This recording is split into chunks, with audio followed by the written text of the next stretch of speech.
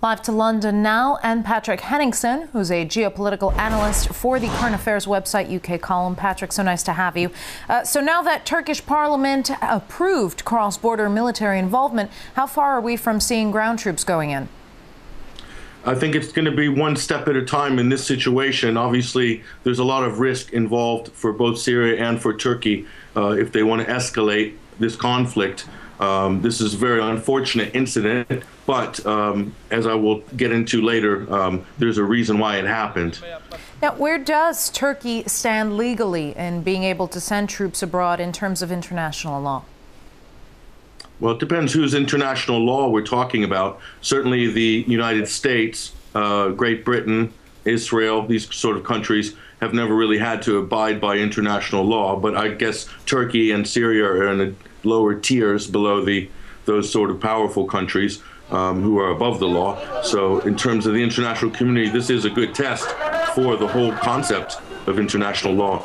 It's also a test for the United Nations to see if they're really able to diplomatically achieve any sort of peace accords, which they've patently failed at over and over again for quite a long time. So there's a danger this could escalate and it could spread, particularly because of Turkey's connections with NATO. Now, what do you make of Turkey's response to the shelling from Syria? Are 2 days of firing a proportionate reaction? Well, is it kind of I'm afraid to say, this is sort of it looks like a setup. We saw the same thing in Afghanistan in the 80s.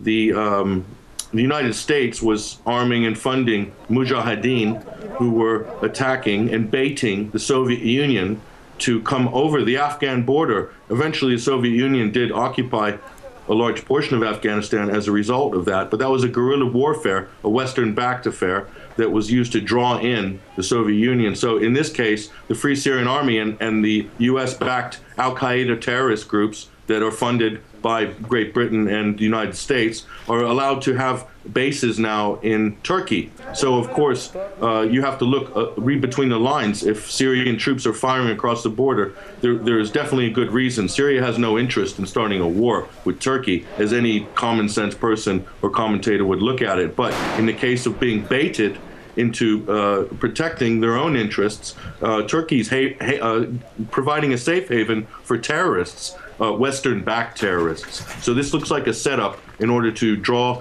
Turkey into a conflict and also to further isolate Syria as a nation state. So do you believe that that's the reason Assad wants to stoke tension with his neighbor when there are plenty of rebel attacks and terror blasts at home to deal with? Well, certainly the Syrian government and the security forces have their hands full. But, you know, the government in Syria is well within its right to criticize Turkey and to defend itself.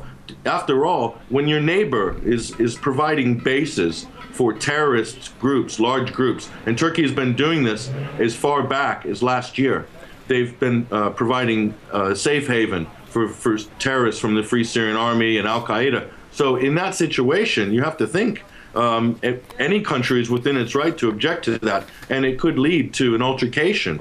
But the way it's being framed in the media and in the West is that Syria has aggressed its neighbor. This is a typical kind of bait, false flag baiting sort of exercise that the Western governments and their intelligence agencies are very skilled at.